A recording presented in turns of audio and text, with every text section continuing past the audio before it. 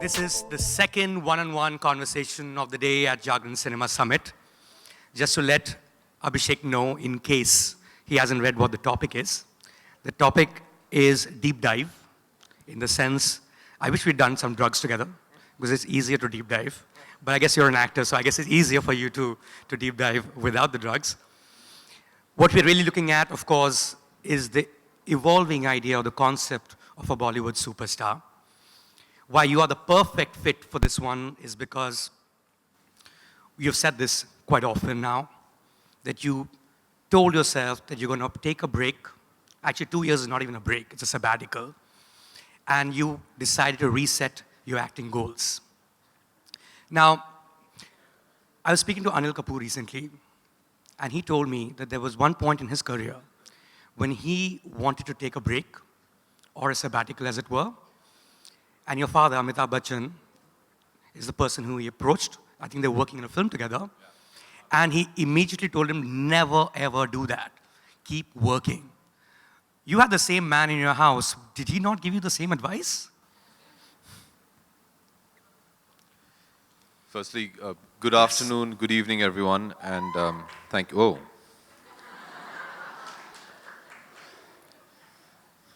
That feels good. See, you shouldn't have taken that self-imposed hiatus. You know, Mayank, when I decided that I needed to take this sabbatical, I was very convinced that this is what I needed to do for myself, for my career. And the decision had been made. I mean, obviously, normal table conversation, I did tell my family that this is what I was planning to do. And my father, he did respond with a similar, I mean, I don't think he was as emphatic as he would have been with Anil. But he said, look, you know, I did this and it's the biggest mistake I made in my career. Right. And are you sure you want to do this? And I mean, it's your call, but he gave me his opinion. I think times were different when he did it. In 1992, if I'm not mistaken, when my father finished shooting Khuda Gawah, he decided for various reasons that he wanted to... Which was a great film, by the way. It was, yes. Yeah. That he wanted to take a break. And after 5-6 years, he was kind of coerced into coming back. In those days, when he came back, he felt he had lost touch with what the audience wanted. Also, in that interim period, there was an entire new generation that had come into watching movies, but more importantly, there was an entire new generation that was making movies. The likes of Suraj Barjatia and Aditya Chopra had come in and left their stamp and changed Indian cinema and how the audiences wanted to view cinema, what kind of heroes they wanted. Suddenly from the angry young man, it became the romantic NRI hero.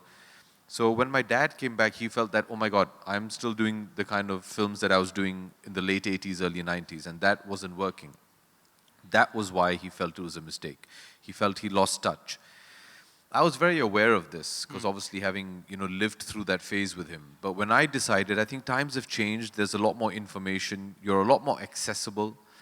And plus, I wasn't planning to, you know, go off into the mountains and just vegetate for like 2 years.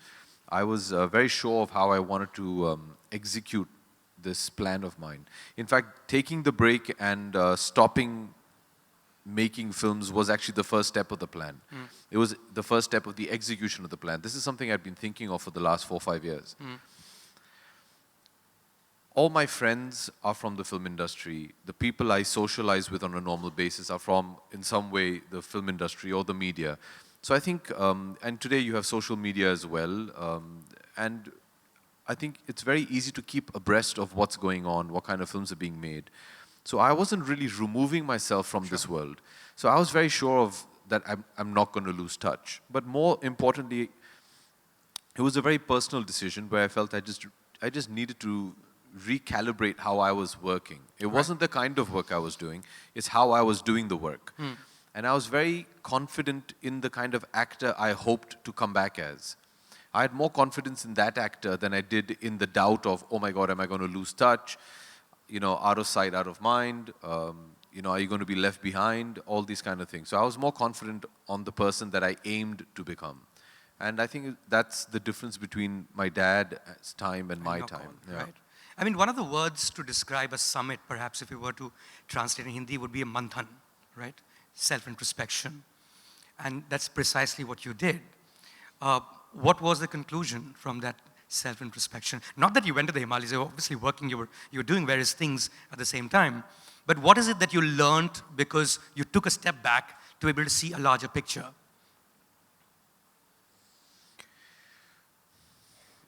It kind of just emanated from a place where I just felt I'd become very complacent in my professional attitude. It's a bit of an irony, you know, we spend, I'm sure in most fields, but in cinema you work hard to attain a certain level of material comfort as well. I mean, let's all be honest with ourselves, you know, that is a big part of our lives. And once you attain that comfort, then you just start coasting along with it. What happened with me professionally is I was in a phase where I was making some very successful films. I was getting paid some very good money. I had no pressure to deliver a hit because that was on a fellow actor of mine. I was in a very comfortable, happy space. I was working with some of my dearest friends, having a great time making You mean movies. Happy New Year, Houseful 3? Yeah, all Right, these right, kind of films, right. you know. And what happens is once it works, then you do another one because you know it works. Then you do the third one saying, this is really easy. Life isn't meant to be easy, especially films. Filmmaking is definitely not meant to be easy. As a creative person, as an actor, especially today, it's very important to be uncomfortable. It's very important to be challenged on a daily basis. When you know, can sleep peacefully and wake up and say, yeah, I can do this with my eyes shut and I can just coast along, it's a great space to be in. Right. I'm not going to, you know, lie to you. But what happens is I realize that if I carry on like this, what I'm bringing to the table in terms of a film or a project is going to keep depleting film by film. Because I'm not contributing anything. I'm just there, I'm having a blast. Getting paid well. I'm getting paid well, and the films are becoming, you know, 200, 300 crore Right. films. But if I'm going to stop contributing to my project, in 2-3 films times, my producers are going to say, hey, why do I need him? I'll take somebody else. So you become disposable. I wanted to stop before I reached that stage. I said, no, you need to stop. You need to take a step back and just recalibrate, like I say, Sure. re-energize, come back with a lot more focus, and come back with a plan. You know what had happened with me, Mayank, and I've known you for so many years, and I mean, I'm sure there are people here who I've met. I mean, Jyoti's here. Jyoti's known me since I was a kid. You know, people don't believe it, but even though I'm born and brought up in this film industry, and this film industry is my life, it genuinely is. Making movies is something that I am most passionate about. I love the film industry. I love making films. I love watching films. It's my world. Now what happens is, when I got the opportunity to become an actor, and I say I got the opportunity because another thing people don't believe is... Right, I was going to ask you that question at some point. It wasn't easy comings for me in that sense. You know, everybody would have thought being Mr. Bachchan's son, there was a line of No, producers. so did you make that shit up, that you actually went for 2 years from one producer, director's office to the other? Because everyone in Bombay should have a struggle story. You are Amitabh Bachchan's son, and it takes you 2 years to make a debut. I refuse to believe it. There's my life story for you. They refuse to believe my truth as well, yeah. No, the only difference is I did not entirely go to all the producers' office. Sometimes they came to my father's. It was a bit of both. I was at that point working for my father's company as a production boy and as an assistant director. And that's when I was trying to get a job as an actor. And shockingly, which should have been a reality check for me, which I obviously didn't let it impact me as much as it should have, was most of them, and all the ones that said no to me, said it saying, no, we don't want the responsibility of launching Amitabh Bachchan's son. Because they realized what that would take. And then suddenly, you know, one day, as a blessing, in walked Mr. J.P. Datta, and he had just made Border, and he offered me a film, and I jumped at the opportunity because obviously it's J.P. Datta. Why would you not want to work with him? But what happened after that is, it's just, you're like a kid in a candy store.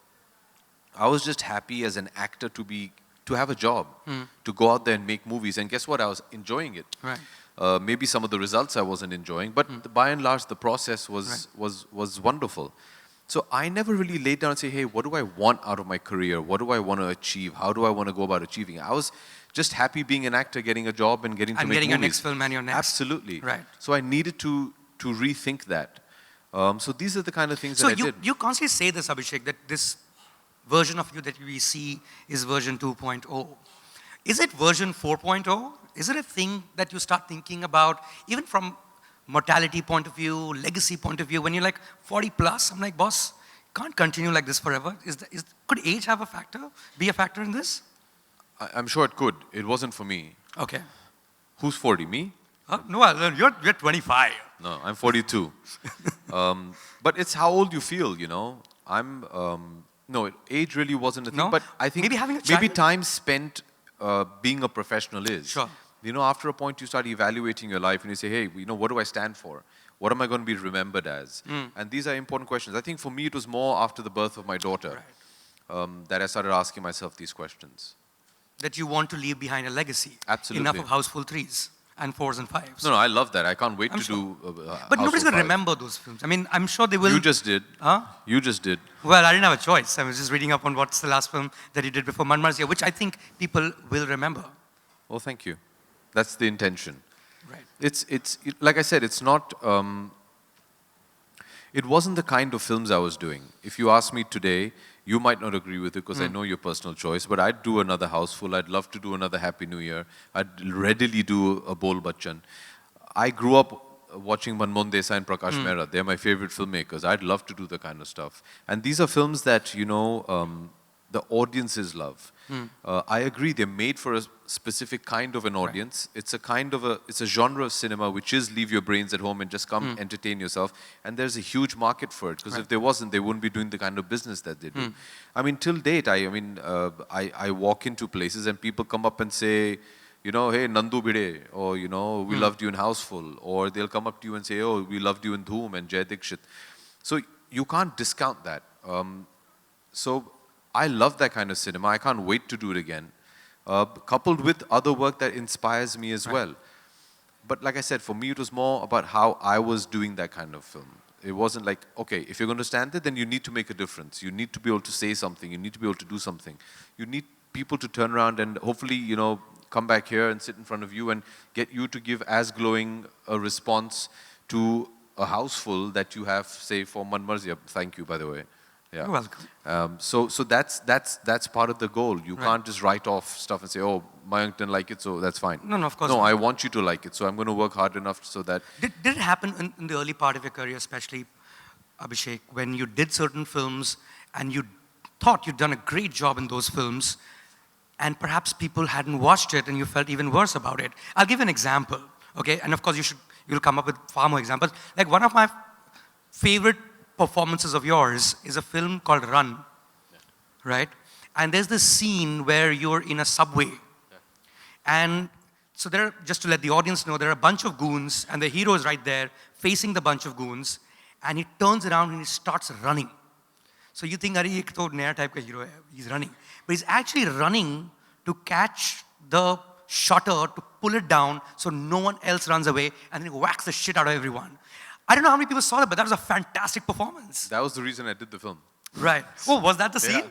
So, Run was a Tamil film which Maddie had acted in. And Maddie, Madhavan is a dear friend of mine.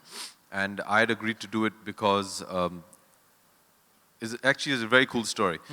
Mr. Boni Kapoor wanted to produce the film. And he said, look, come watch this film. I said, okay. So I went to see it in a trial room that we have called Ketnav, which is in Bandra. And I went and sat there. I remember Sridevi ji, the late Sridevi ji, was sitting next to me. I'm a huge fan of hers, okay? I used to go hang out on the sets of Khudagawa just to watch her. And she was sitting next to me, and she's always been so lovely to me, and she had always encouraged me, and she had loved this film I'd done called Tera Jadoo Chal Gaya. I think she was the only person who No, that's not true. That's not true. But yeah, There thank you. Yeah. Were you born? So I was sitting next to her, and I'm sitting next to Sridevi. I was like, wow. And suddenly, I wasn't even paying attention to the film. But suddenly, when that scene came, for me, that was my ode to my father, actually. Because that scene reminded me of a scene in Diwar. Right. And I said, I'm doing this film. And then when I reached the set, I remember that, oh God, I've only remember one scene. I don't even remember what the film was about. But that was the reason I did that film. And that film actually got a great response. That's still one of the films that you know, on Twitter till date, people still say that they liked it. So a few people saw it. But, you know, every film has its own destiny, I believe. So, yeah. Are there any others you can remember which, I mean the early part of your career where you felt like you'd given your best, but I don't think the audience came and they should have? No. None? The one truth which us actors very seldom own up to is when you see your film, which you do before the audience does, you know whether it's going to work or not. Really? Yeah. You know whether you've given your best, because you know the amount of effort you've put in whilst filming it. So you realize that. It's after that, it's, you know, hope is a very dangerous thing. You just hope it clicks. But you know the truth. I've, very honestly, I've done some 60 odd films now. Right. I've been wrong just about one of them. I could sit in the trial and be like, oh, another one bites the dust. Really? Yeah. Because of the way I worked in it. Not as an entire, Sure. I can't comment on other people's work. But I knew, and I'm one of those people who believes that if your work is that good, the film will work. So I knew each and every So which was this one that you were wrong about? Jhoom Barabar Jhoom. Arey. Yeah, I loved doing Jhoom Barabar Jhoom. I had such a blast. It was great music. Shah and I were collaborating after Bunty Aur Bubbly. We had a blast making the film. That movie you need drugs for. It was yeah, no, say no to drugs, man. Yeah. So it was just wonderful. And when I saw the screening of it, all of us were watching it together and we had a blast watching it. But then when the film didn't end up doing the kind of business I thought it did, it kind of threw me off. But then I realized why it didn't. And Did you actually go with coins to the screening? Yes. You actually throwing them? When my dad comes on, yeah. Because I'd done that in Bunty Aur Bubbly as well. Okay. Shah and I are big Amitabh Bachchan fans. So in Bunty Aur Bubbly, when his introduction happens, we actually went to Gaiety Galaxy and threw money. Like, you won't get recognized in Gaiety Galaxy? Or if you run down the aisle really fast and throw money and run out again, Really? you're fine. And then you meet the ticket collector who says, "Mera screen mat phado tum." Okay, sorry. And then so we did that in Jhoom Barabar Jhoom. He did a song in that. And so we did that, yeah. But that was the one film which didn't do what I expected it to do. It didn't do badly, actually, but not what I expected it to do. That was the only one. The others you've seen and you know. Yeah. I think what went wrong with Jhoom Barabar Jhoom is there was a problem in relatability. You said it. You said you wanted to take drugs and watch it. It's because I think the characters were a bit too eccentric and flamboyant.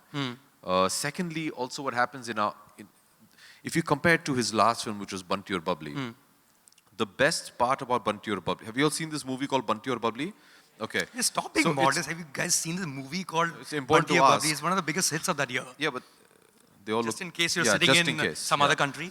So the relatability of Rakesh and Vimy is that these small town kids who have stars in their eyes and want to make it big, that's, it was aspirational. It was every small town kid's dream to grow up and go to Bombay. That was the big thing. So there's that aspiration, there's that relatability. Right. Now in India, हमारे रिश्तेदार foreign में रहते हैं. It's a big deal. हाउंसलो में 10 जन एक कमरे में दिन रात, they're stuck somewhere. वो problem नहीं है. How they live, वो तो foreign में है. Right. विलायत में रहते हैं. It's a very big thing. So now when you've already showing a film about people who are living abroad, they're already aspirational. So we want to see the Raichans of K3G. You don't want to know what their normal problems are. एक तो तुम लोग विलायत में रह रहे हो. I don't want to know what your problem is and I don't care about your problems. Unless you're showing me an aspirational life. So I think they just disconnected from it. To add to it, the characters were very zany, very out there. So they've just switched off from it. And they're like, this is a trip we don't want to be on. But I said the drugs part because there's that song where the strobe lights are on. Yeah. And in the theater is really, really trippy. Yeah. Kiss of Love, I think that's called. Right. That was Bobby and Because Preeti's. it's like a dark hall. And Yeah. I don't think I've ever seen that in any film in a theater. But that's Shad, Shad Right. has a very visual sense of cinema. And he can be very eccentric if he wants to. But yeah, that was the only film that I went wrong on. So did Jhoom Barabar Jhoom in that sense start out actually being an India story and then became this? That the two people actually meet. So when we were doing Bunty Aur Bubbly is when Shad narrated a film called Sangam Mel, which is what Jhoom Barabar Jhoom became. Right. It was a story of two kids who had run away and meet in Nizamuddin station. Right. And then make up these stories because they're actually scared and just to make a companion and find out that they're falling in love. So it started as that. But then Adi felt that it was becoming a bit too similar to Bunty or Bubbly. And then he recast the film, and then he said, and then instead of Rani and me, then became Preeti and myself. And actually, if I'm not mistaken, Rani is the one who suggested to Adi that, why don't you base this in London? Because Shah had never traveled outside India. So Adi felt that with Shah's visual sense, he'd shoot that in a very trippy way. But I think that's where we went wrong. We kind of lost the roots of the film. I think one of the things that people may not know about you, and I only recently learned, is that you have a notebook and you actually watch every film of yours and you review your performance almost like a reviewer would. Is that true? Yes. I wish I just asked you to carry your notebook. It would have been fantastic. No. Terrible handwriting. Are you terribly self-critical? Yes. Yeah? As you should be. As you should be. Like I said, every actor knows. At the end of the day, they know whether they've done a good job, whether they can do better. Yes, when you do go back and review, like last night I saw Ashu's film, Khele Hum Ji Jaan Se.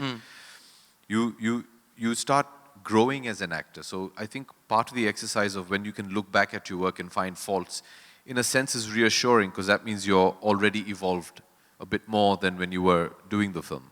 And I like to review my films regularly because I make notes as to how I could have improved that performance or what I need to be careful of. So are you only looking at yourself or are you looking at the film in totality? In the past couple of years, in totality. Okay. Before that, it was just myself. Right. I was still, at the start of my career, when I was still checking off some very basic things, which is why I've always said, whenever I've been asked that, I don't think I was prepared when I started becoming an actor. I see some of my colleagues that they were fully prepared. I was just, I got a job, yay, let's go. At the start of my career, I was still, is my hairstyle correct? Is my left profile good? Is my right profile good? Very basics of film acting. I was still figuring that stuff out. Now I managed to see it as an entire. And you also look at every review that's that's been written around. I don't know, now of course it will be impossible for you to, because there are millions of them, and if you include social media too, and that you actually read what people have said about your performance. Is that true? Yes. Each one? As many as I can. As many as you can? Yeah. When I started my career, I used to actually put up, I had a few of yours up there as well, on my bathroom mirror, and I used to highlight the portions that, the critiques had not liked about me personally. Right. And it was a kind of visual representation for me that from the first film to the latest film, the highlighted section should reduce. So that was kind of like a thing of self-improvement. So, okay, they didn't like this. Next film, try and implement that to improve upon that. So I used to do that. Has there ever been a point where a reviewer is sitting right next to you and read a review to your face? Not that I can remember. Okay, we're going to do that right now. Okay.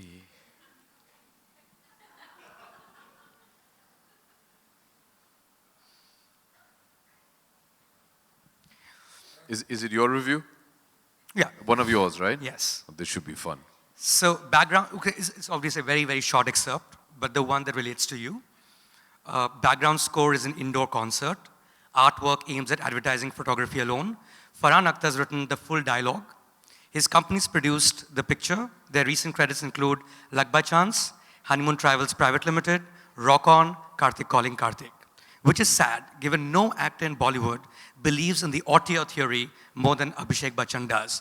If you've noticed, practically all his colossal creative failures, let alone their box office response, seem to have been directed by filmmakers most would otherwise trust. Shad Ali's Jhoom Barabar Jhoom, after Bunty or Bubbly, that we just discussed. Ashutosh Gowarkar's Khele Hum Ji Jaan Se, after Jodha Akbar. Rakesh Om Prakash Mehra's Delhi 6, after Rang De Basanti. There's got to be a theory behind the series. Which film is this? Game. Game, that's 2011. The only correction is I actually did Khele Hum Ji Jaan Se after What's Your Rashi? That Ashu had made. Well, fair enough. But you would still trust him. Research, Mayank, research. And this is by Abhinay Deo, right? Who thereafter made Delhi Belly. He So actually it's made not Delhi even Belly past before. film, but it's even the film after. Yeah, he actually made it before. Explain He this had to me. shot it before, yeah. Do you think you've been done in by directors? Or do you trust or have you trusted directors far too much, given their past record? No, it's got nothing to do with. I've never judged them on their past record. It's just I'm a complete director's actor. Okay. If I have a disagreement about how a director is seeing a particular scene, my approach is let me try and convince them. If they're not convinced, then I have to wholeheartedly submit to what their vision is, whether I agree in it or not.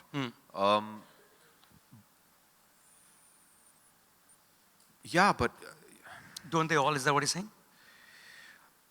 you know, sometimes it's hard to understand why, you know, stuff. I mean, when I see a movie like Delhi 6, Rakesh was meant to make my first film, actually. Right. We wrote a film together called Samjhauta Express when we both were looking for a job and both frustrated that we weren't getting one. I've known him since then. And I thought Delhi 6 was a wonderful film. Yeah, but I mean, don't that know. of course is subjective, good and bad. I mean more in terms of, because there is no way to quantify these things. Yeah. I'm presuming box office success is what we can go by. No, absolutely, and that's the only thing you Right, should go right, by. right, I mean, we work in cinema. It's Right. a commercial art. Exactly. So let's be very honest. The Right. only barometer is box office. But yeah, I mean, it's sad. But Why do you think Delhi 6 did not reach the same level of audience reception as Rang De Basanti did? I think today, if I look back, there was no hero in Delhi 6. I think in storytelling, it's very important to have a hero, a protagonist and an antagonist.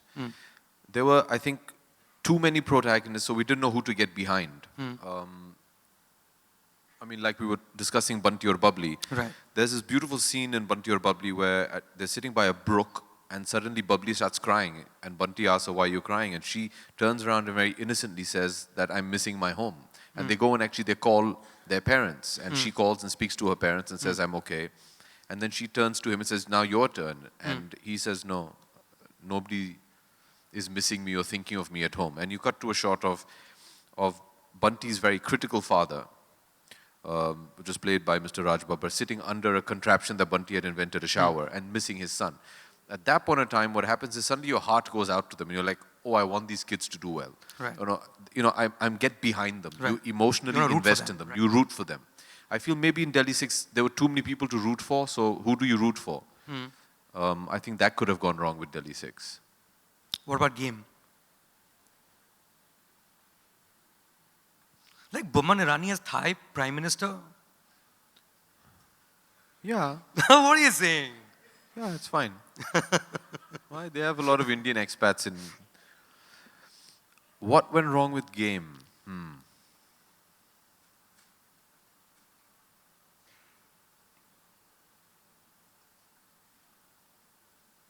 I'm just remembering the film. I guess that's what went wrong. No. Game went through a lot of casting changes also. And I think we started laying too much emphasis. It was essentially a revenge story. It was the revenge of my character that he was taking for the murder of the love of his life, which was played by Sarah. From that, it became a murder mystery to then, I think we just kind of lost the focus of the film.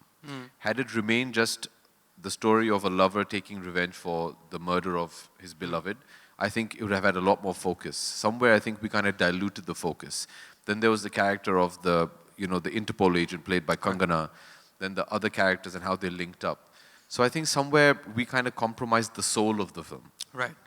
No, the reason why I'm asking these questions, Abhishek, is because there's something that you said which was part of your self-introspection, is about how you've got to be selfish, and while you've been extremely loyal throughout in your career, being selfish is very important because that's how people become successful. Yep. Was it in respect to certain career choices you made? Because a lot of them could have come from the fact that those were your friends, and Yep. all your friends are from the film industry. Yep, absolutely. I think one of the things I learned from the younger generation, I mean like the 15 to 25-year-olds, is there's an immense sense of professionalism and confidence in what they do. It doesn't matter who's standing in front of them. I grew up in a generation, and because maybe I'm from the film industry, there's this whole element of respect, and there's this whole Senior, element, junior. yeah, all that. They're okay with that, but once the camera comes on, all bets are off. They're going to come at you in in front of the camera, Right. in the scene, and give it their whole.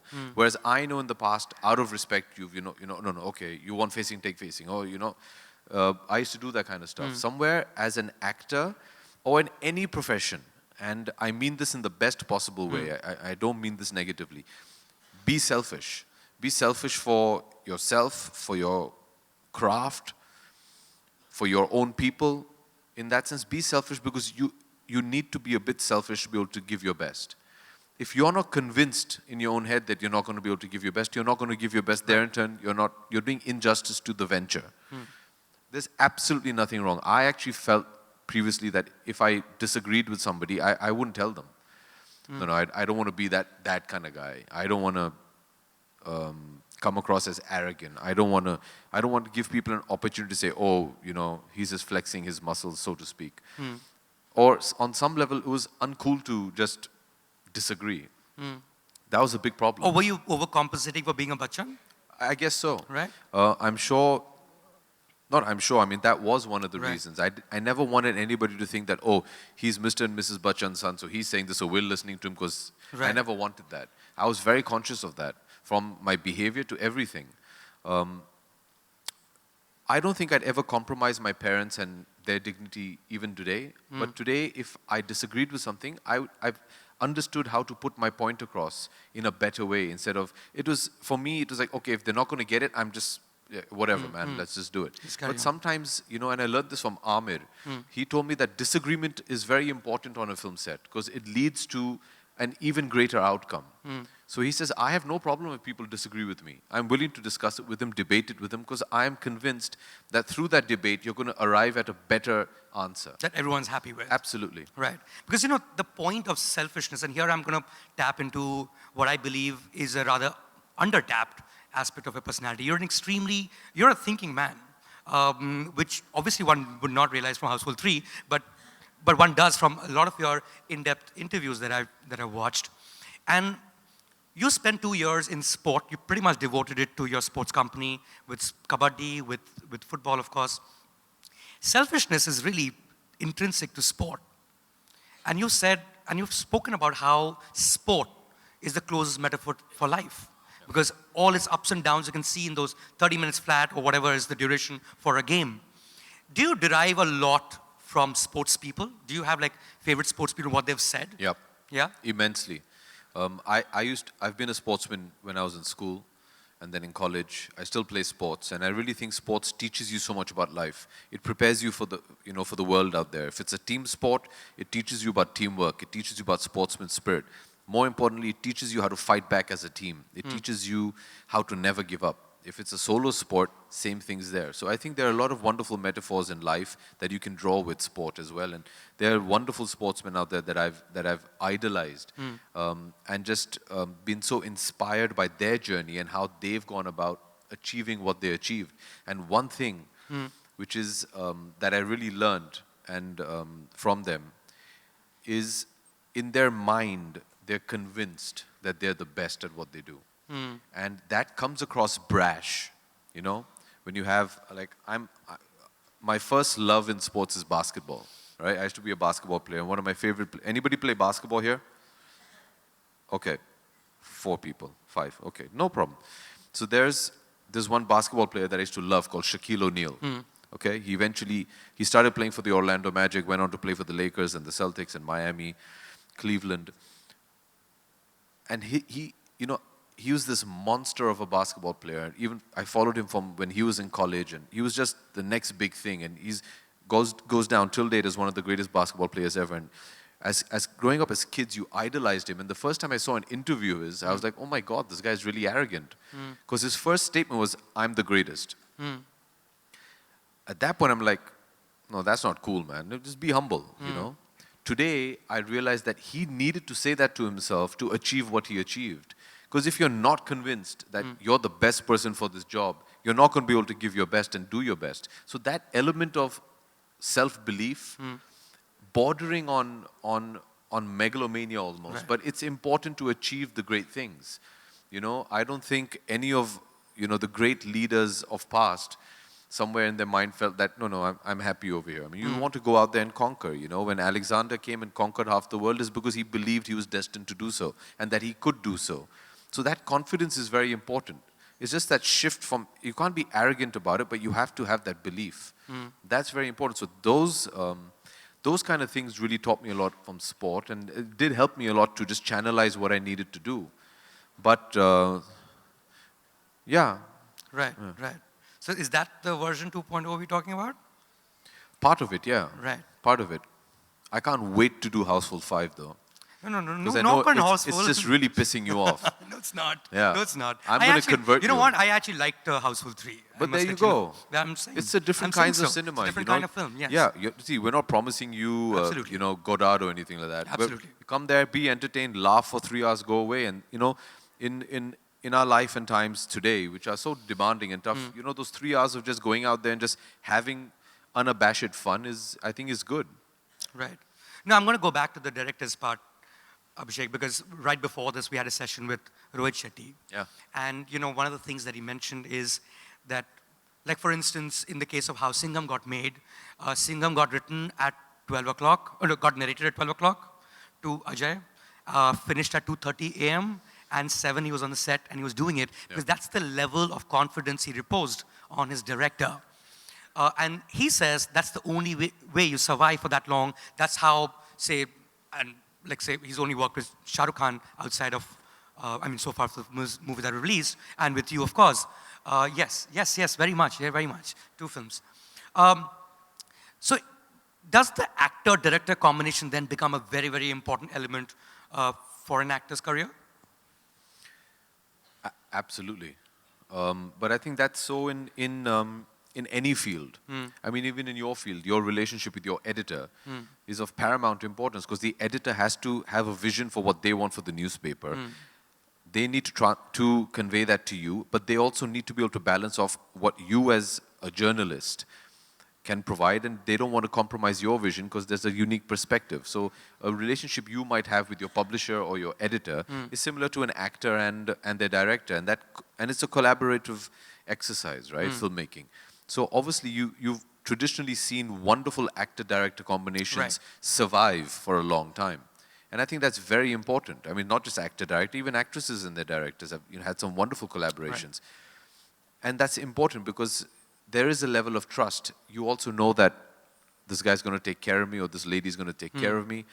I understand their vision. I know what they're talking about. They don't need to spend extra time to get out the performance that they need, because I know instinctively what they want. Which have been your favorite directors in terms of a combination? A lot of them. I mean, to start off with JP Saab. Right. Because he introduced me to the world of cinema. A lot of my education about acting and cinema was through him. But with him, it was, I mean, I used to just submit. I mean, it was like a holiday for me. I knew JP Saab would just take care of me, and he treats his actors like his children. So JP Saab, of course. You know, I really enjoyed working a lot with Mani, with Ramu. I really enjoyed working a lot with Karan when I did, but that was more on a personal level. Yeah, we did Kabhi Alvida Na Kehna with him. I've really enjoyed working with Anurag, actually. Another director that blew me away was Ashutosh.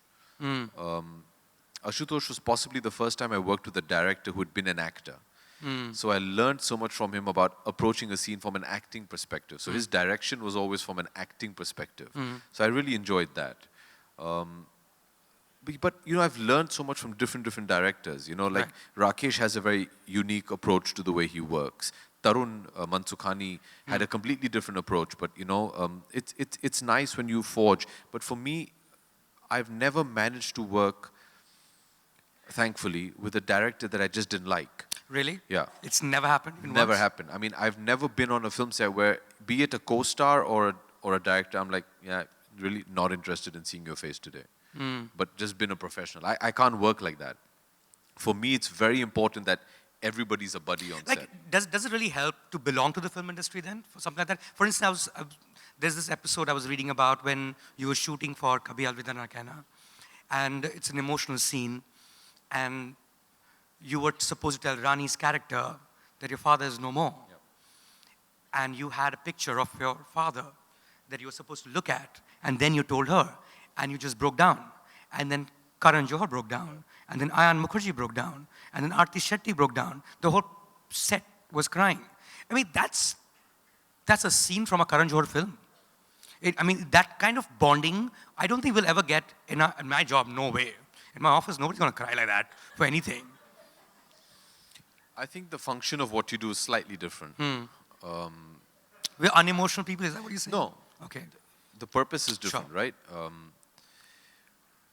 Actually, this thing did happen. It was a very uncomfortable Yeah, take us moment. through that moment. Yeah, there's a scene, Karan Johar and I made a film in 2006 called Kabhi Alvida Na Kehna, in which I played a character called Rishi, and he's married to Maya, and they're childhood friends, and she's not in love with him, but he's in love with her, and it's a beautiful relationship, and they, she has an affair with Shah Rukh, and they divorce and separate, and near the end of the film, there's a beautiful song, which is Kabhi Alvida Na Kehna. It finishes where you see Rani after 2-3 years, she's all alone, she's not with Shah Rukh, and Rishi comes to see her.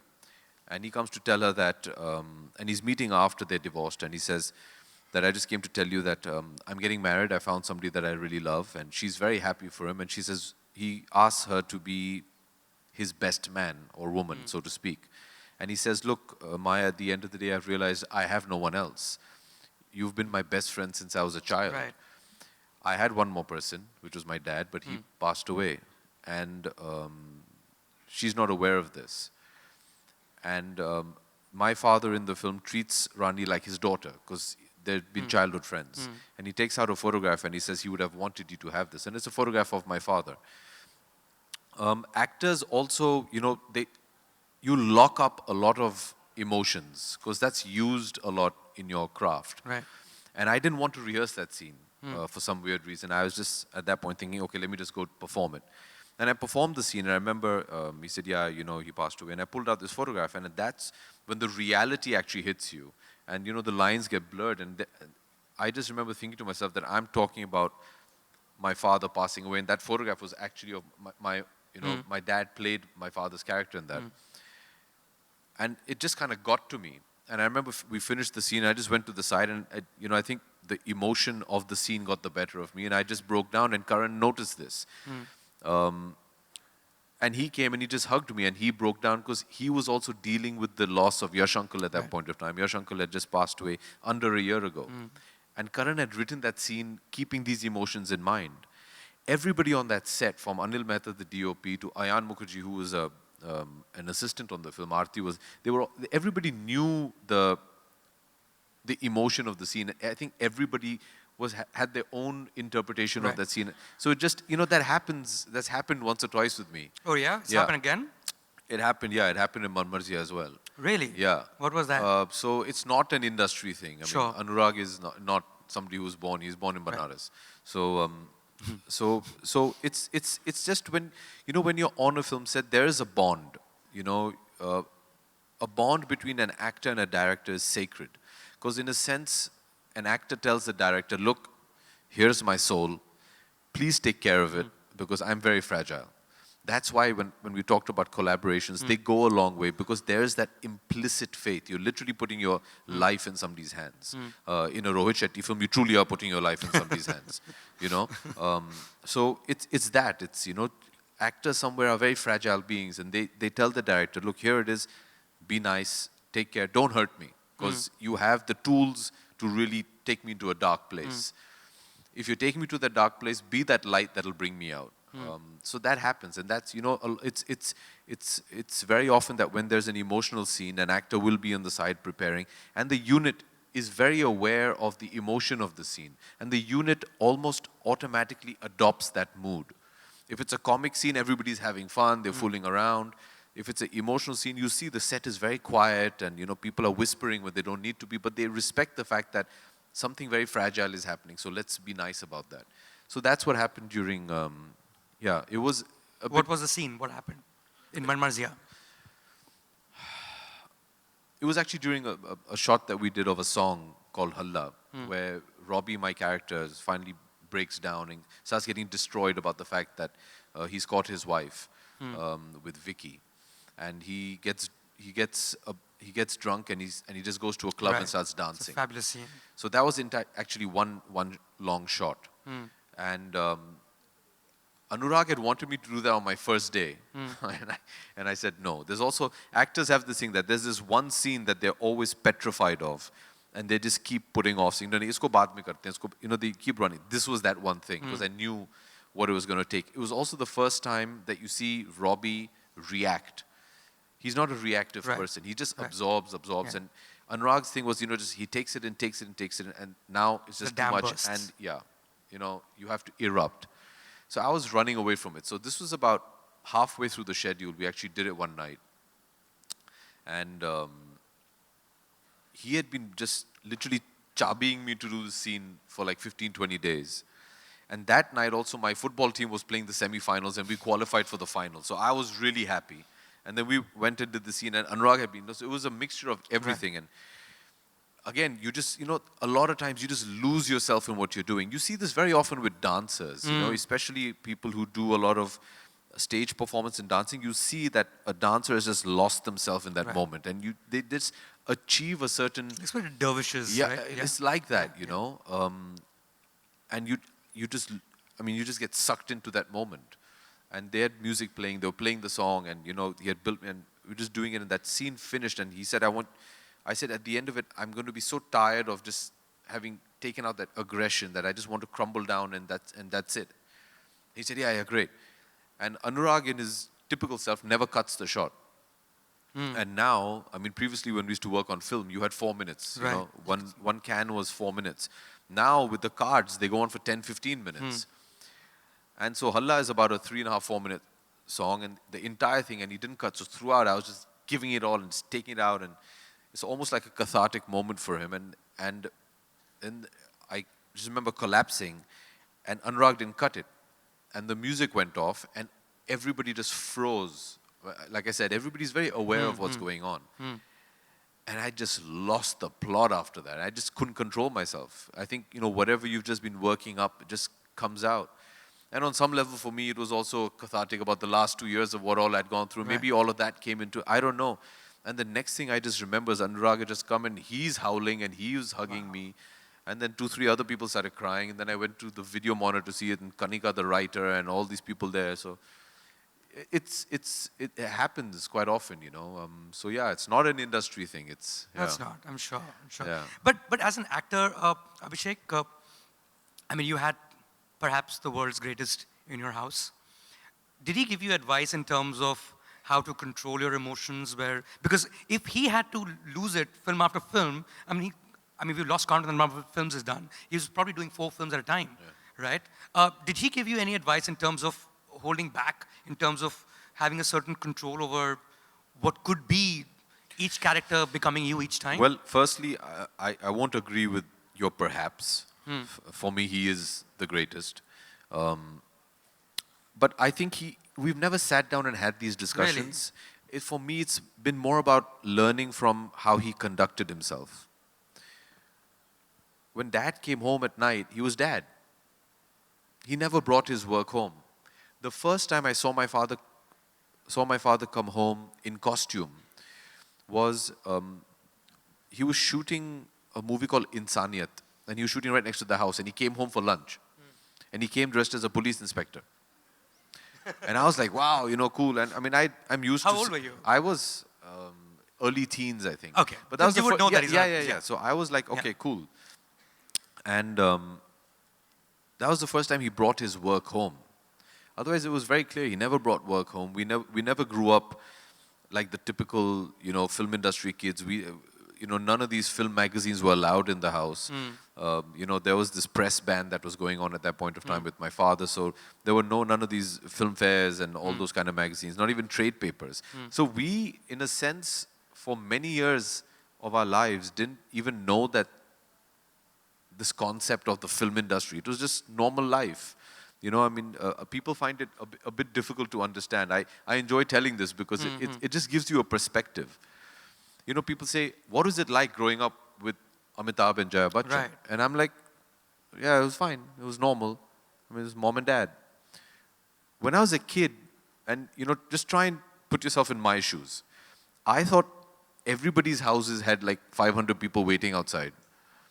You mean there are 500 people waiting outside your father's house, but all those people also have 500 people waiting in their house? No, that's what I thought. I mean, you're looking at I thought everybody's father, like all my friends in school, all their fathers beat up like 30, 40 people and put them in ambulance and, they jumped off buildings. That was my normal. When you go home, the people that are socially coming home were all part of the film industry. Right. So that's your world. That world becomes yours, Kids that I went to school with today are all my colleagues, from like Adi, Uday, Ritik, all these, we literally used to carpool to school together.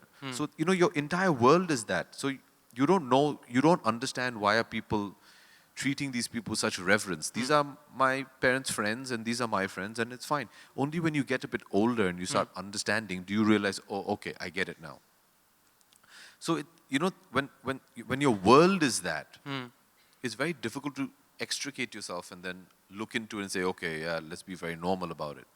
So that's what my life was. Sure. Not that you have experience of being anything else, but how difficult is it or was it to be Amitabh Bachchan's son when you were not in that world? When you moved out of the world, perhaps when you went to do schooling or when you were in college or when you were among people who were not from the films? How difficult or easy is it to be that? Well, the best way to answer that question is I don't know anything else. Exactly. Right? So it's easy. I mean, this is all I know. Right. From when I was born, by the grace of God, I am Mr. and Mrs. Bachchan's son. But that's the only life I know. That's the only way I know how to behave, and that's all I've ever had. So it's normal. I know you chose acting and as a profession, and I'm presuming, and I'm sure at some level, and of course you can correct me if I'm mistaken, is that was your choice. That was something that you wanted to do. Let's say if you wanted to be a computer engineer, right? You would be in some Infosys. And everyone's like, that's Amitabh Bachchan's son. It would be pretty tough to live that life, right? If you were. I mean, really don't hypothetically speaking. Okay, I guess. Yeah. I guess. I've never, people ask me these kind of questions and I never have a good enough answer. It's a huge bane to my existence. When I keep saying that, why can't I come up with a good answer that, oh, what if you were doing something? How would it? I really don't know. But you were a fanboy yourself. Absolutely. Always. Absolutely. Always and all. Always. But of his screen image. At home, he was dad. Okay. And that credit has to go to my mother. She never allowed us to. He was dad. So, that's what he was. But yeah, as film watchers, huge fans. Huge. I used to love going on his film set and just hanging out there all day with him. And he used to love me coming and hanging with him. It was great. It's a wonderful childhood to have if this is the profession you want to be in. Can you imagine? I grew up on the film set of Prakash Mehra and Yash Chopra and Manmohan Desai. You're privileged. It's a blessing, man. How many actors get to do that? Right. And it was a wonderful upbringing. You lived in a dream world. I remember my father made a movie called Namak Halal.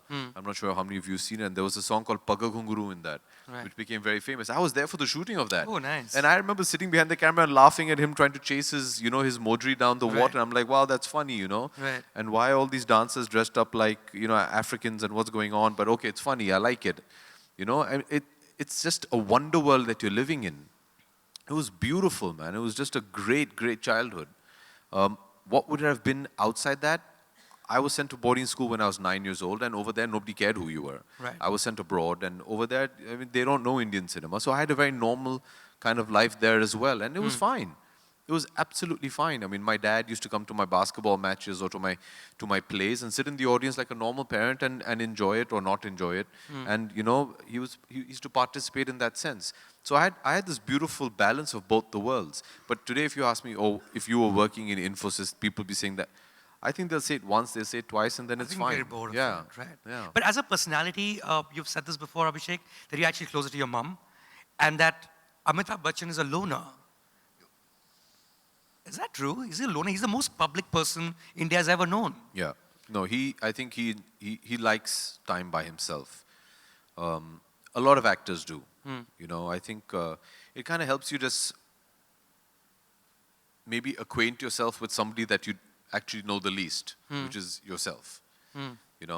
So I think every actor likes that time where just let me be. But Dad, by and large, is somebody who's very shy, and he keeps to himself a lot. He does. Yeah.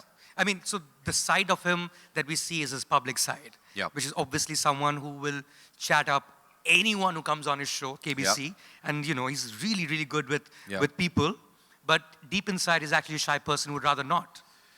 I don't know if he'd rather not, but I know then he'll finish KBC like he's doing right now, and he'll come home at night and then give me a call and say, I'm back, and he'll call me up to his TV area where he's watching some sport of some sort and sit in silence. I mean, a lot of my childhood I used to be called he likes his family around him, but then he's just quiet. He just wants to, so he likes to keep to himself. I think he does a lot of thinking also, and as a lot of actors do. Right. I think we put on this illusion that we're very social, and a part of us is, because that demonstration is what gives you the confidence to go on a stage and do what you have to do, and that love of the energy that your audience gives back to you. That's a part of us, but I think in order to do that and do true justice to that, you need to have the other end of it as well. You need to have that time by yourself where you can just think. Right. And to preserve that energy, right? Because you're Yeah, constantly... Yeah, it's tough. Right. I mean, another person I've seen who does that, who I think is just brilliant as a public persona, is Shah Rukh. If you see Shah Rukh at home, he'll be sitting in a corner reading a book.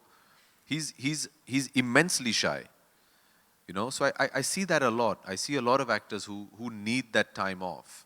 I mean, you could come back from work, you spend time with the family, but then you need that 1-2 hours where you're just by yourself and your thoughts, and just think about what you need to do, how you're doing it, or possibly just observe a certain thing. Or you need that time by yourself. Right. And you're more like your mom? Yes. My mom is more extroverted than my father. Okay. So yeah, I would say I'm more, even as an actor, I'd say I'm more like my mom. Yeah. Right. Questions from the audience? Abhishek, I have been observing you over the period of years. You have been doing some wonderful films, some good films. But one film was the Guru, and you did tremendous job.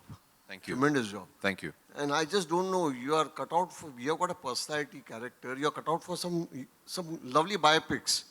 So have you ever thought about it? Okay, there could be some other subjects also where you should work upon it. Are you asking me that Have for you thought another about doing biopic? another- Yeah. I think, no, I've not really thought specifically like that. But if a film like that came around, which I thought was inspirational, I'd love to do it. I've never been averse to any kind of film. But I've not specifically thought that, oh, here's a biopic and I must do a biopic. The film has to be exciting to do. Abhishek? Yes, Jyoti. Yeah. I just have 2 questions to you. Just. Yes. Number one is, were you not Just so, of... the gentleman asking me a question is Mr. Jyoti Venkatesh. He's one of the most senior journalists we have. I was literally born in front of him, and he's been asking me 2 to 5 questions since I was born. So it's...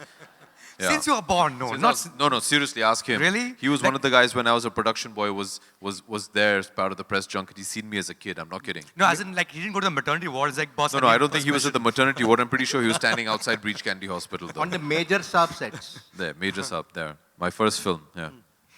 Acha, Abhishek, were you... I just want to get it from the horse's mouth. Were you offered... Jyoti, you've just called me a horse. Were you offered Paltan by JP Datta, or did you say no to the offer when it came to you?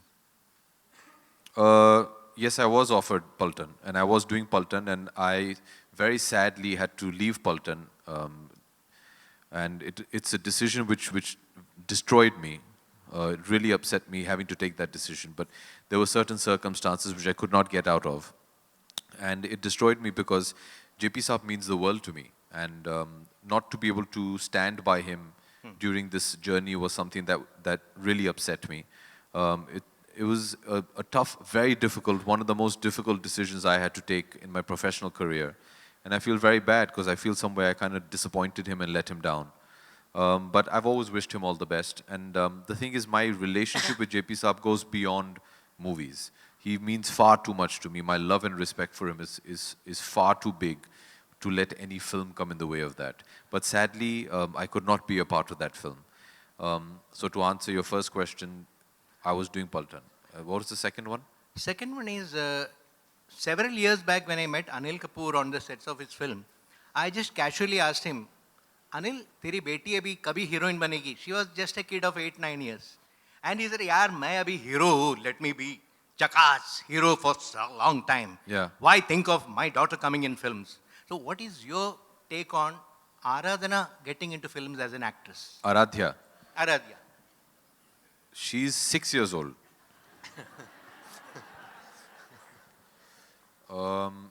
As far as Aishwarya and I are concerned, be it tomorrow, 20 years down the line, or whenever, whatever she decides, we have decided as parents that we will support her no matter what. Because that's what our parents did for us as well. I still remember when I told my parents I wanted to be an actor, and they were very supportive. I think as a parent, you want the best for your child.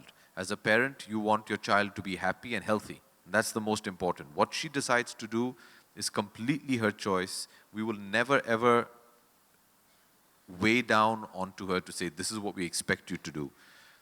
She will do whatever she wants to do, and we'll be proud of her regardless of what she becomes. Hello, Abhishek. Hi. Hi. Now, first of all, congratulations on Man Marziya. It's a Thank beautiful you. film. Thank you very much. Now that we have watched the film, I want you to help us understand Robbie.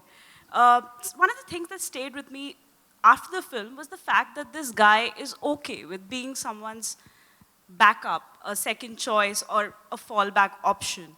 I want to understand, how did you crack that psyche? He's not okay being a backup. Robbie's process is, he's in love with her, and his love for her outweighs any other love. And he's convinced that my love will prove its weightage to Rumi. So he's not happy being a backup. He's okay entering the scenario as an option, that he says. But he's very convinced that I will win her over. These are the slight nuances of Robbie that Anurag and I worked very hard on. That's what made him interesting to me. You know, it made him layered. He was multidimensional. He was aggressive in his own way. He was bullheaded in his own way. But above that, he was just so in love with this lady that he said, I will win her over. And he does. So that's what the approach was. Do you get that a lot, Abhishek? What? In terms of explaining that particular character, in terms of what he intended to do? Have you? Well, this is the first time This is the first time? First Okay. time I got the opportunity to speak about it. Okay, but you've been hearing that? Yes, I've Okay. been hearing that. And I'm glad I'm hearing it, because that means what we attempted to do has kind of translated to the audiences that have seen the film. Right. We were very conscious when we were making the film that it's very easy to label Robbie as the boring one, because he's the good guy. And sadly, good guys are labeled as boring. Shockingly, after the film release, which is now just about a week, I've had more men come up to me and say thank you than women. And traditionally, you think that, you know, he's designed as the knight in shining armor. He's the good guy, you know. Somewhere women will say, oh, I wish my boyfriend or husband could be like this. But it's actually men that have come and said, thank you, you know. You've given us confidence that... Because they are like that. Yeah, right. we don't need to be this rebel bad guy and treat people badly and say no all the time. And so actually, I was surprised by that. I mean, I somewhere expected women to react to Robbie, but the way the men have Right. has been an eye-opener for me. Have you had other characters in the past where people have questioned, like for instance, if you might want to jog your memory, like in Kank, right? A lot of people did not understand what are the problem in that relationship. You seem to be a perfectly fine guy. She seemed to be a perfectly fine girl. You guys seem to be perfectly fine together. What was wrong with you that she had to... So this is one of the questions I asked Karan. Okay. And he said, that's why I'm making the film. I want to show the perfect husband. Rishi is the perfect husband. He's madly in love with Maya. He's a great guy. He's fun. He's successful. He's independent, everything. She just doesn't love him. He says, you know, a lot of times in life, we are in a relationship where you realize that, okay, the formalcy is there, but she's just not in love with him. She's always been like a friend to him. And she didn't have any other choice, so she's like, okay, let's get married. But that was the thing. And I said, but why? He said, there's no why. It's Right. just, that's just the It's way complex, it is. right. Yeah, that's just the way it is, which is similar to Man Marziya, where there was a scene which actually got edited, where my mother asks me that, why do you love Rumi? I mean, what do you see in her? And he says, why do I need to see something in her? I just love her. It's an emotion. How can I quantify an emotion? Why do I need to justify an emotion? And why do I need to tell you why I love this girl? You know, which I thought was such a nice message to give, especially today's generation. Why does somebody else get to sit on judgment for what you feel? Nobody else should have that power over you to tell you that the person you love is right or wrong. And I like that. So, you know, in the terms of Kank, it was just, sadly, you know, she likes him, she just doesn't love him. Right, right. Abhishek, hi, this is Priyanka. Towards your left. Hi. Hi, this is Priyanka from Indian Express. Abhishek, just wanted to know your reaction to the controversy around Man Marziya, the 3 scenes that the Sikh community had a problem with. And makers went ahead and requested CBFC to delete those scenes. And apparently, Anurag was also not informed about the decision. So as an actor who's part of the film, how do you react to that?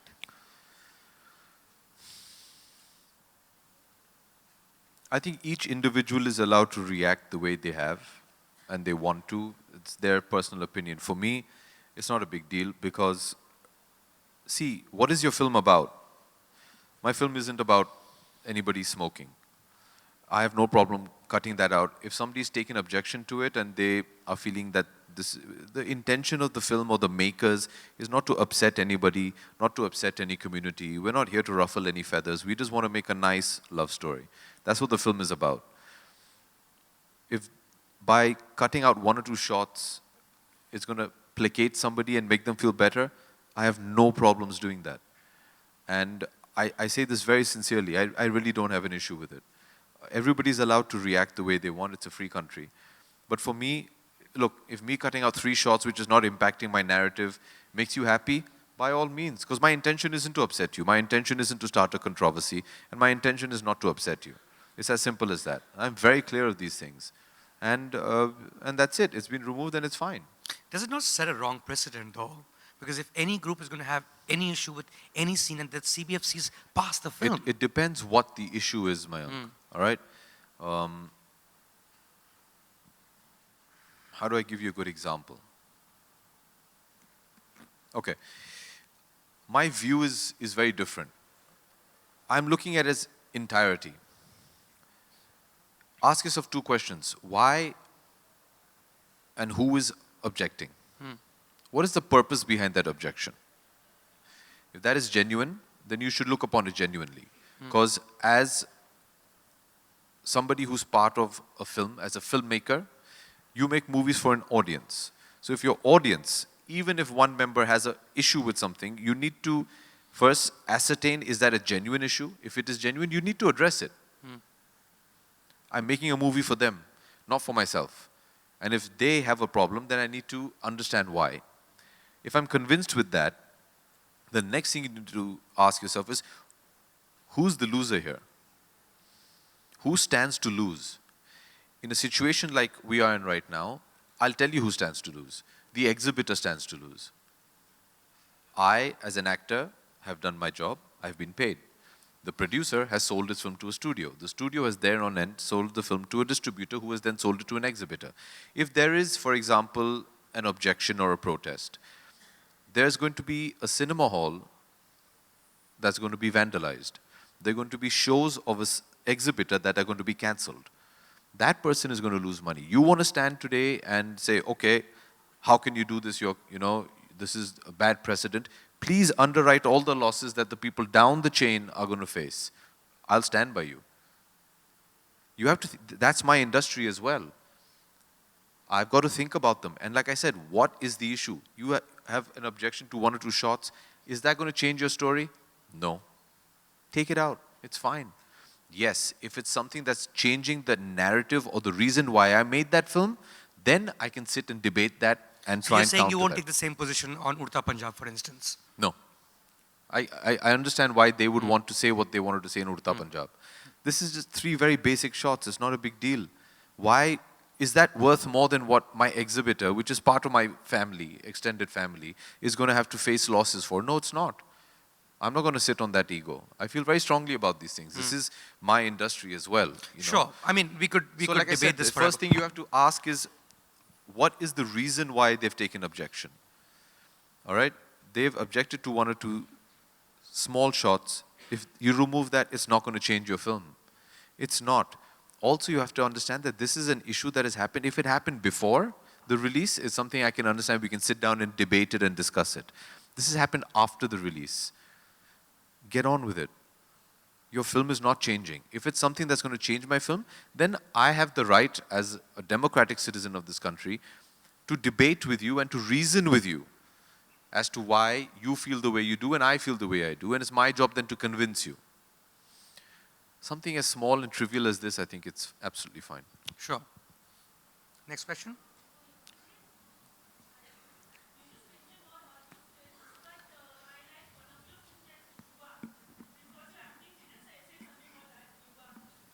Say something about Yuva.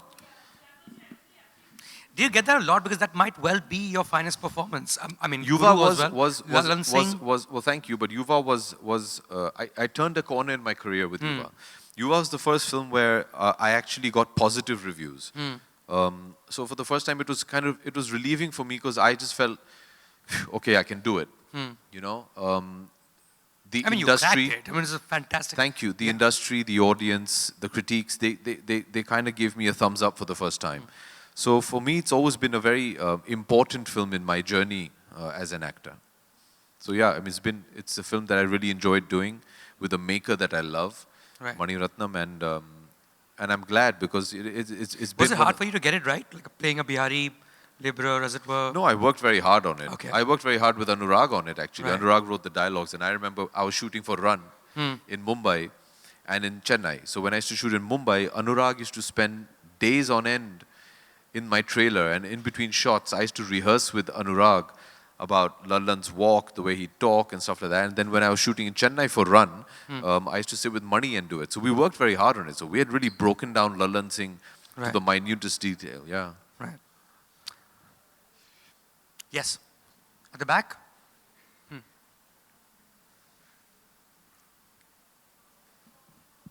Hi, sir. Hi. It's Arshin Siddiqui from National Institute of Event Management. Sir, I want to ask that once you did one song with Aishwarya ma'am, that Kajrare in Bunty and Bubbly. Again, are you planning to work with her or not? Yeah.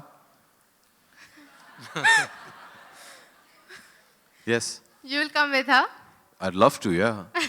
Thank you, sir. Would you like to see us together? Yes, sir. I would like to see Done. you. Half the battle already won.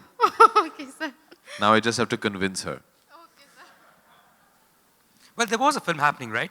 Gulab Jamun Yes, that you guys that's were happening supposed to do next together. year, yeah. That's happening? Yes. Oh, very much. There you go. Yeah. That's it. हाय अभिषेक अभिषेक ये जानना चाहते हैं कि आराध्या आप 6 साल की हो गई हैं तो आपकी फिल्मों को लेके कैसा इंटरेस्ट जगता है उनमें आपकी और ऐश्वर्या जी की फिल्मों को देख के वो मैम आजकल कार्टून देखती है 6 साल की है वो कार्टून देखना पसंद करती है पर आपकी चॉइसेस कुछ चेंज होंगी अब आराध्या जैसे जैसे बड़ी हो बिल्कुल रही है बिल्कुल I will now choose whatever work I do in my professional career based on Aradhya. I would not personally, currently like to make a film that I feel Aradhya would feel awkward watching. Thank you So when you choose a film to work on, what are the factors do you consider to decide on closing the narration? First and foremost, would I like to watch this film as an audience? I think that's the most important because there in turn, does this film have the ability to be a success at the box office? That should be your first criteria. And if possible, your only criteria. Every other decision and question after that has to be keeping this in mind. So for me, it's would I want to watch this and can this film work at the box office? So, and do you have a target audience in mind when you go through your filmography or when you go through the possible prospects? I think that has to change from film to film. When we were doing Man Marziya, I was very clear of the capacity of this film and the kind of people that will watch this film. And then you budget a film accordingly. ज़्यादातर क्या होता है कि, you know, our films don't fail, our budgets fail our films. Right? So if I had been part of making Man Marziya and convinced Anand Rai and Anurag that let's make a 60 crore film, I mean, the film is already going to fail at the word go. Because that's not the kind of film, that's not the zone of the film, that's not the potential of the film. If I'm doing a Happy New Year and I say, let's make a small art house kind of film, that's not going to work either. So you have to, you know, decide accordingly. When we did Man Marziya, we were very clear who we're making this film for and the potential of this film. And, you know, thankfully that paid off because today people have enjoyed the film, the producers have made their money and nobody's lost any money and that's great. That's the way it should be. Yes.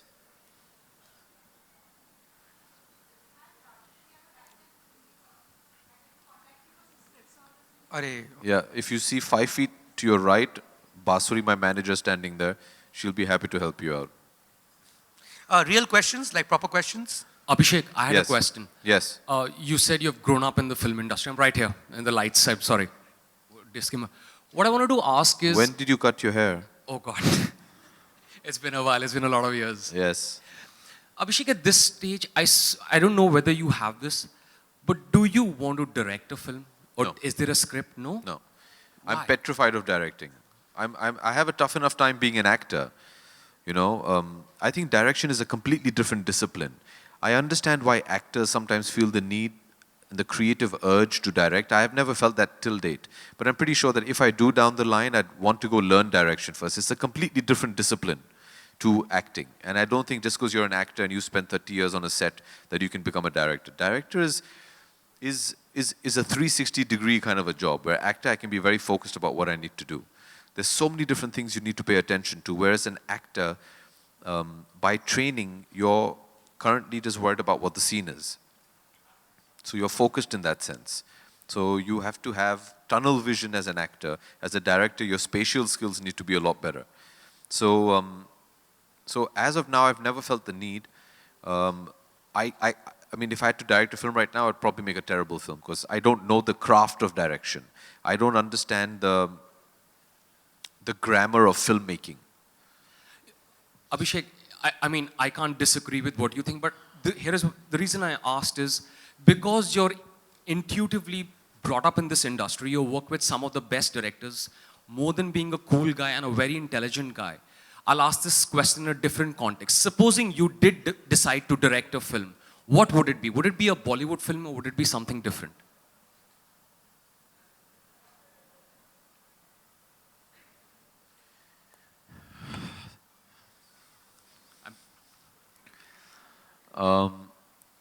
I would probably make the quintessential Hindi masala film.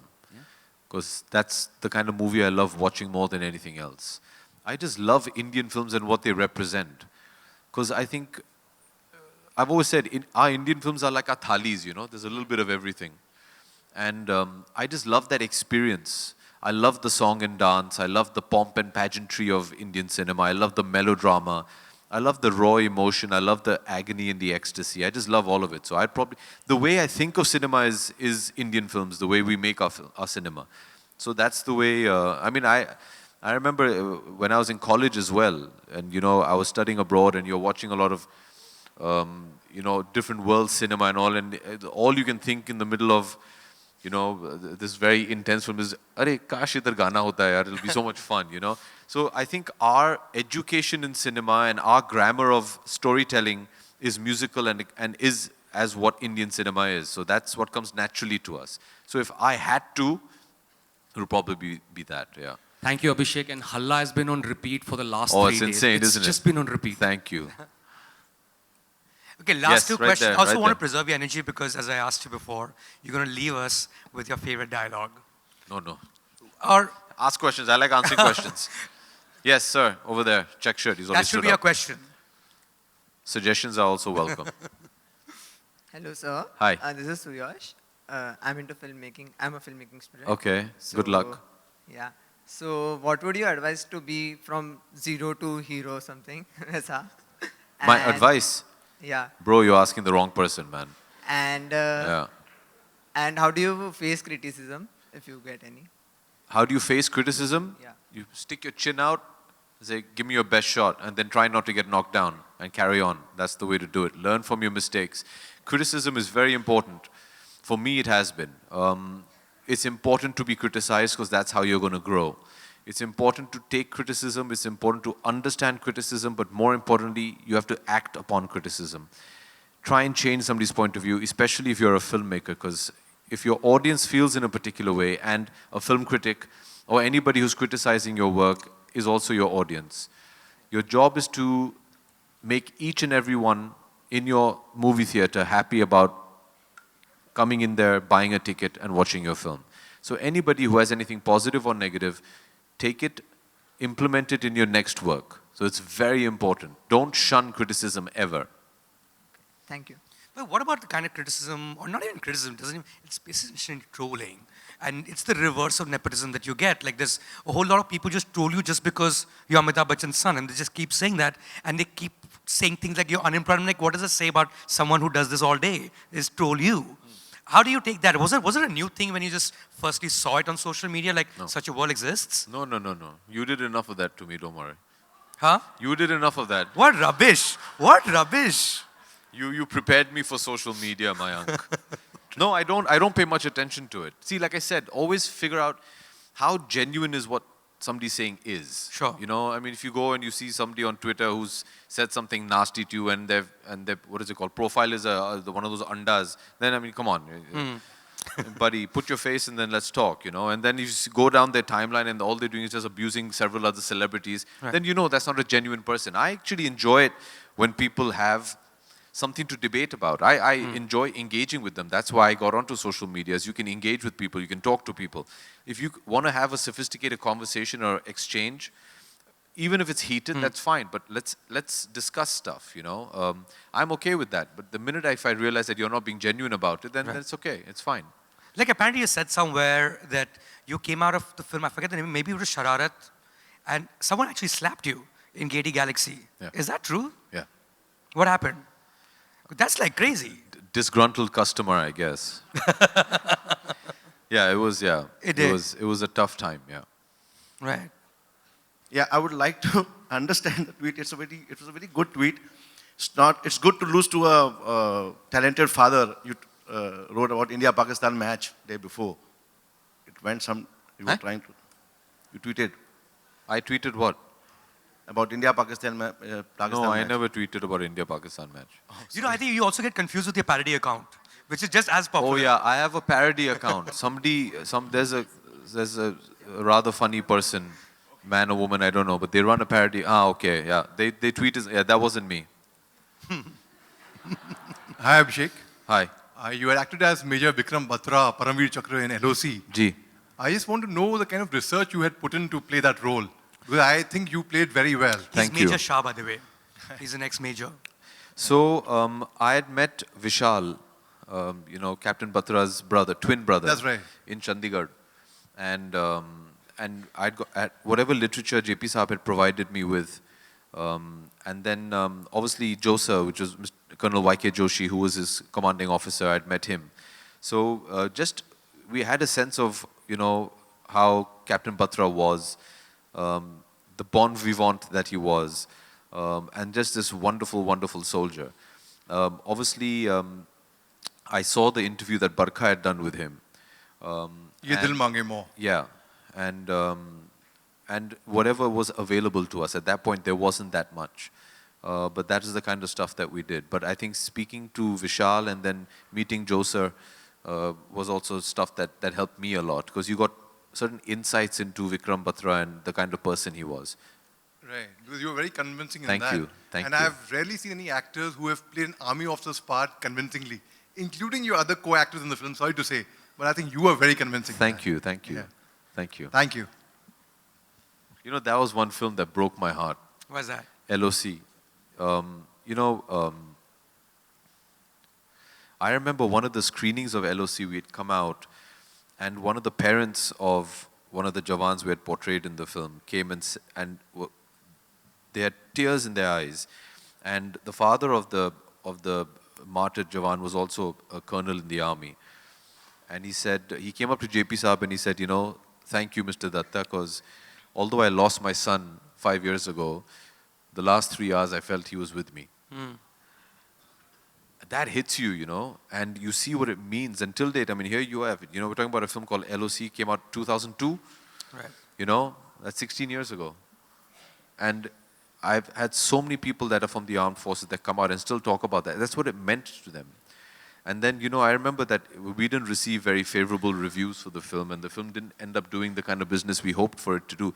It was crushing because, you know what it meant to the families of the people that the film was based on. So there's certain times when films like this, when they don't do well, it really crushes you because you want that film to do well because of who the film is made for. Right. Or about. Yeah, absolutely. Right. I mean, these are the sacrifice that they have made for us and the kind of work that they do it's insane. I remember shooting LOC. We shot it predominantly in Leh Ladakh.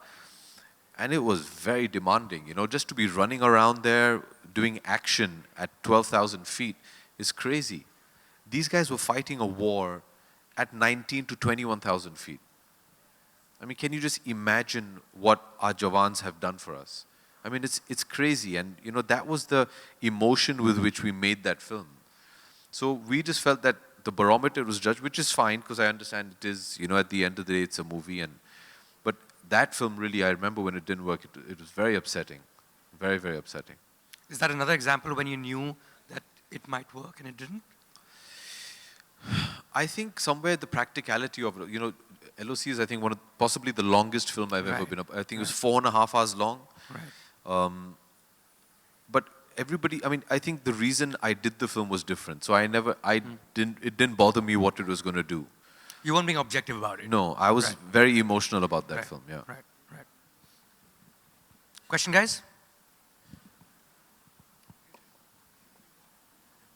So Abhishek, right now you spoke about about yourself that you are quite. Sorry, I can't see you. Oh, hello. Yeah, I saw you.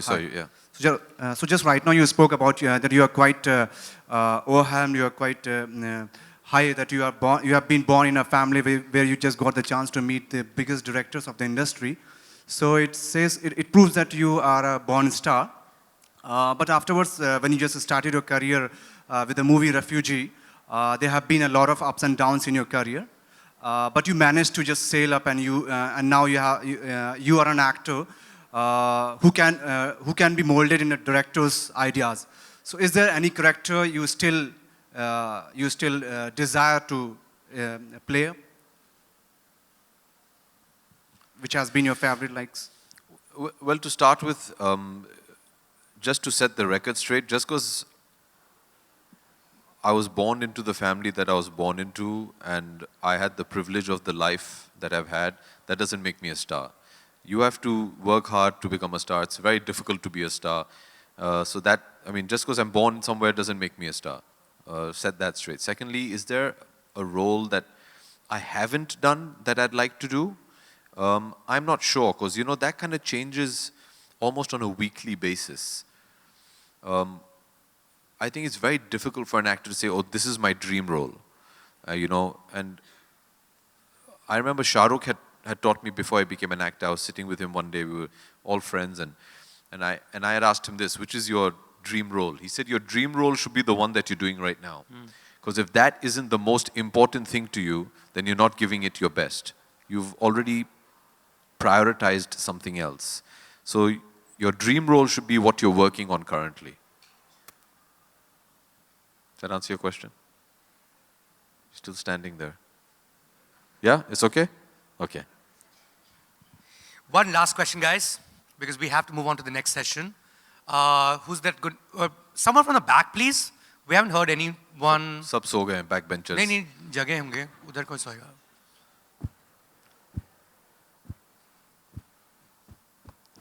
I'm going to have you take the last word. There's one here. There. I got one. Sir, at the back. Haji, up. He's just stood up. Okay. Mike. Hello. Hi. Sir आपकी गुरु movie बहुत ही ज़बरदस्त है, धन्यवाद. बहुत ही बढ़िया movie है. Thank you. इसके अलावा आप जो फिल्म साइन करते हैं तो स्क्रिप्ट क्या देख के करते हैं आप साइन? किस तरह की स्क्रिप्ट साइन करते हैं आप? जी, अगर वो स्क्रिप्ट आपको छू जाए और आपको लगे कि आपके जो दर्शक हैं वो फिल्म देखना चाहेंगे, फिर मैं वो फिल्म चुन लेता हूँ. जी जी, thank you. Thank you. Yes, sir.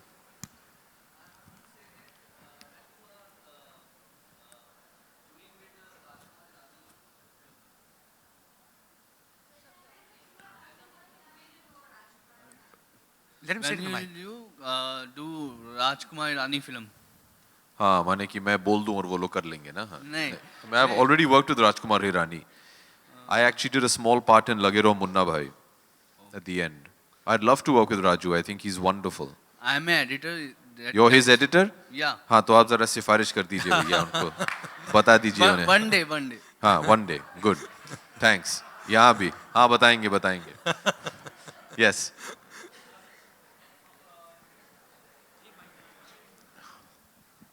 So you have been a sports entrepreneur for a couple of years now, and you're also an actor. So it takes two completely different skill sets to work on these both. So how are you looking to manage those skill sets side by side? Where there's a will, there's a way. If you're passionate about something, you love doing something, you'll find a way to do it. Yes, they're completely different skill sets. You need very good help, you need very good management, you need very good people who are going to aid you in scheduling your time. I thankfully have wonderful managers who manage to allocate the needed time for whatever I do. So far, I'm managing to juggle both the worlds. I have no complaints because I enjoy doing it. But I think it's to be able to get the right people for the right job. Okay, that brings us really to the Hey, end. one more. Okay, one last question. Chalo. Want to please our audience. We don't want to let them down. Abhishek, you haven't talked about your sports ventures. Can you I talk just did. Anyway, okay. I just want to know your football team and हाँ जी? आपकी football team है उसके हाँ जी, बारे में है. कुछ बताना चाहें. और नहीं, सवाल क्या है आपका? सर जो 2 साल का आपने ब्रेक लिया था उसमें आपने स्पोर्ट्स पे बहुत ज़्यादा ध्यान दिया है. जी. तो अगर उस पर कुछ बताना चाहें कैसे वो पूरा मटेरियलाइज किया, कब आइडिया है कि उस पर काम करना चाहिए, kabaddi team, football Sir, you're team. mumbling. I can't hear you. Sorry. मैं ये पूछना चाह रहा हूँ कि जैसे आपकी फुटबॉल टीम है, कबड्डी टीम है, आपने 2 साल का ब्रेक लेकर के उस पर बहुत सारा काम किया मुझे लगता है. तो वो कब आइडिया है कि मुझे फिल्म से हट करके इन पर भी काम करना चाहिए? नहीं, मैं फुटबॉल और कबड्डी पे इससे पहले भी काम कर रहा था. 2014 में मैंने कबड्डी और फुटबॉल की शुरुआत की थी. So I was acting and doing that at the same time. जब मैंने ये तय किया कि मुझे ये 2 साल काम नहीं करना है फिल्मों में, I was very clear that वो 2 साल मैं बिताऊंगा अपने sports enterprises में to make sure that as businesses they can run by themselves. तो ये 2 साल मैं सिर्फ घर पे नहीं बैठा रहा. I was working round the clock on my sports, on my other family businesses that I run. But this was something कि I had already got when I was acting before as well. Do you have a good business acumen? Most creative people aren't inclined towards business usually. I think we kind of complicate business too much. At the end of the day, you have to just remember supply, demand, and you're fine. Keep it simple. For me, that's been my mantra for business. Keep it as simple as possible. If there's a product, what is the demand for it, and then supply accordingly. It's as simple as that. What's the profit, what's the loss? That's Absolutely. Just keep it simple. Right. Last question, guys. This is absolutely the last question. Anyone can take it. This one right here, that's it. Yes.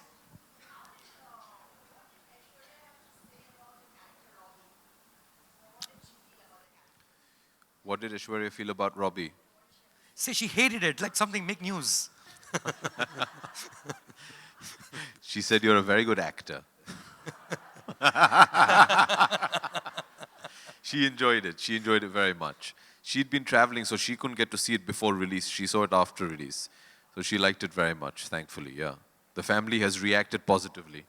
So that's good.